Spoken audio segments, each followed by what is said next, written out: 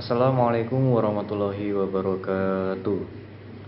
Perkenalkan, nama saya Muridki Bina Uzura. Saya adalah mahasiswa di Politeknik Negeri Semarang, mengambil jurusan Teknik Sipil, Prodi D4, Perawatan dan Perbaikan Gedung, kelas PBG 1B, dengan nomor induk mahasiswa 4.11.21.1.14. Pada kesempatan kali ini saya akan membahas tentang cara menggunakan waterpass. Sebelum kita membahas tentang langkah-langkah menggunakan waterpass, itu saya akan membahas tentang apa itu waterpass. Jadi waterpass itu adalah alat ukur tanah yang berfungsi untuk mengukur ketinggian antara dua titik atau lebih. Biasanya itu waterpass digunakan seseorang untuk menentukan beda tinggi di suatu tempat. Ini adalah gambar dari waterpass. Lalu ini adalah gambar waterpass pada saat digunakan di lapangan. Selanjutnya kita masuk pada syarat-syarat pemakaian waterpass.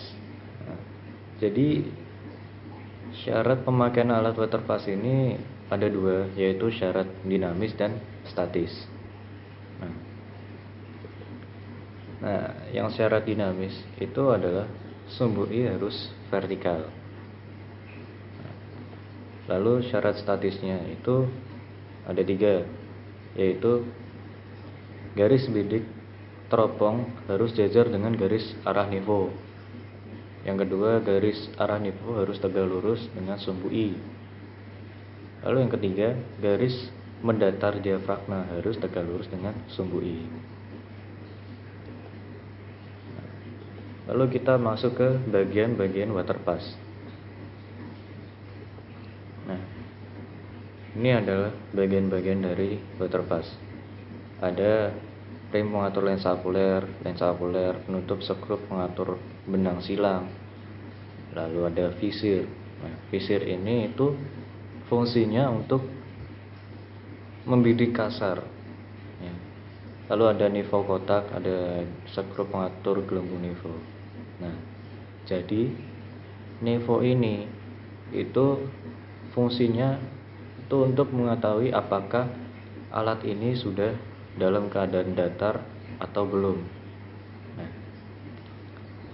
Karena saat kita mengoperasikan alat waterpass itu keadaan harus datar.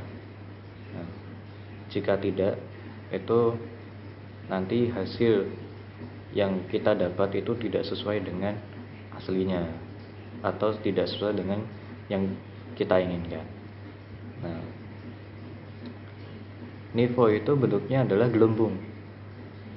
Cara kita mengetahui apakah gelembung itu atau apakah alat itu sudah datar atau belum itu dengan melihat gelembung itu apakah sudah berada di tengah lingkaran atau belum.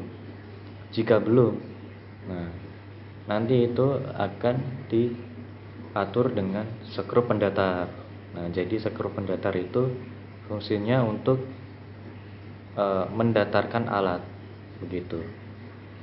Lalu ada tombol penggerak halus horizontal. Mungkin penjelasan tentang nivå dan skrup pendatar akan saya jelaskan lebih rinci di langkah-langkah pengerjaan. Selanjutnya ada plat pagar pendatar, plat dasar, ada ring lingkaran horizontal, lingkaran horizontal itu sendiri. Lalu ada lensa objektif, ada pelindung lensa objektif yang pastinya nanti pelindung jika kita akan mengoperasikan itu harus dibuka ya. Lalu ada teleskop, ada tombol fokus atau mikrometer. Tombol fokus atau mikrometer ini tujuannya jelas untuk supaya saat kita membidik itu terlihat dengan jelas objeknya, gitu. Lalu kita lanjut ke alat-alat yang digunakan untuk menggunakan water pass. Yang pertama, jelas ada water pass itu sendiri. Lalu ada statif atau tripod. Lalu ada bak ukur atau rambu ukur. Selanjutnya kita masuk ke langkah-langkah cara menggunakan water pass.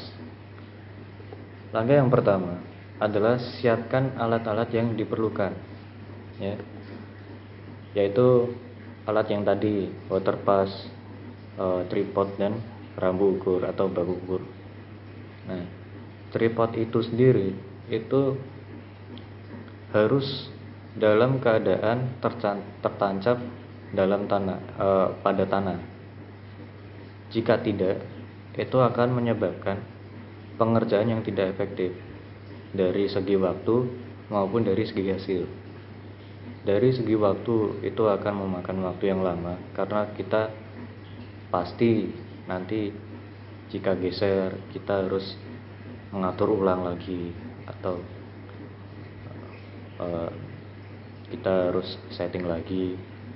Nah, dari segi hasil itu nanti hasilnya itu akan berubah-ubah, tidak konsisten begitu. Nah, langkah yang kedua adalah letakkan water pass di atas tripod. Lalu yang ketiga, pastikan posisi garis mendatar diafragma yang terdapat pada water pass itu sejajar dengan sumbu I.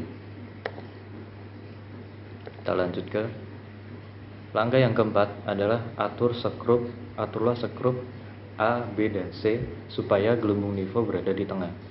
Nah, ini yang dimaksudkan saya tadi. Saya maksud tadi.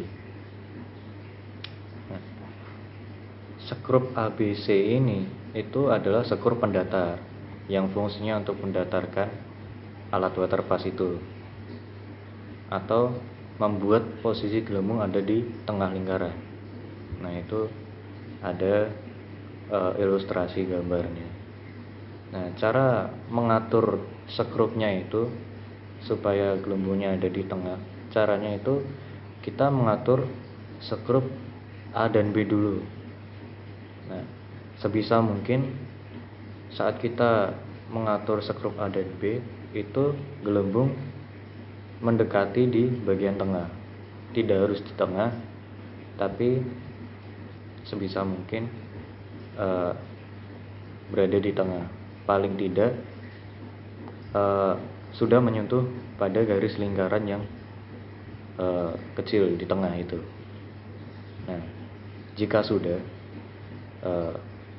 jika sekiranya sudah semaksimal mungkin itu berada di tengah, walaupun belum di tengah, nanti akan disempurnakan oleh skrup C, begitu.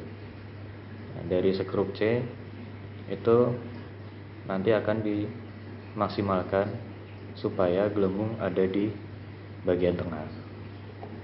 Lalu ada yang kelima adalah taruhlah bak ukur di suatu tempat yang ingin diukur elevasinya.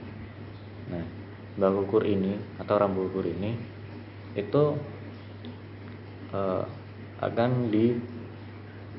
kita butuh asisten untuk memegangi alat ukur itu atau rambu ukur itu, dan posisinya itu rambu ukur harus tegak lurus dengan tanah, dan itu harus konsisten, tidak boleh goyang-goyang atau berubah-ubah atau miring dan sebagainya. Itu akan berpengaruh pada hasil itu. Lalu yang keenam, arahkan water pass ke arah objek. Lalu yang ketujuh, aturlah tombol fokus atau mikrometer agar objek yang dibidik terlihat jelas, gitu. Lalu yang terakhir, catat hasil pengamatan. Nah, pengamatannya itu hasilnya adalah BA, BT, dan BB, gitu. Terima kasih atas atensinya. Jika saya ada kemungkinan salah-salah kata yang kurang berkenan atau menyinggung hati Anda, saya dalam lubuk hati yang paling dalam meminta maaf yang sebesar-besarnya. Saya akhiri, wassalamualaikum warahmatullahi wabarakatuh.